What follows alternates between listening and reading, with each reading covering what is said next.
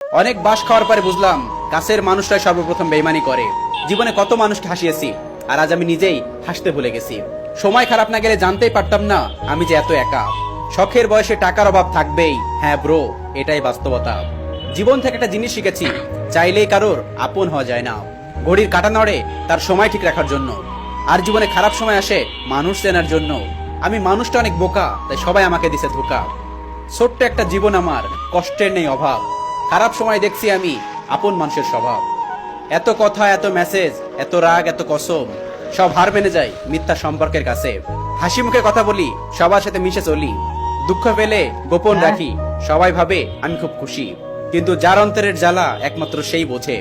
জীবনে বড় হও, অনেক বড়, কিন্তু কাউকে ছোট করে নাও। আর জীবনে হাসো, কিন্তু কাউকে কাঁদিয়ে নাও। তার জীবন থেকে বিদায় নেওয়াই ভালো, যার কাছে তোমার কোনো মূল্য নেই। সারাদিন মন খারাপ করে থাকলেও খোঁজ নেওয়ার মতো কেউ নেই।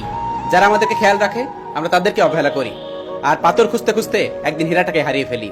তুমি যার ইজ্জত বাঁচানোর জন্য মাথা নিচু করে থাকবে, সেই তোমার সম্মানটা কেড়ে নেবে। চেহারা ছাড়া প্রেম হয় না।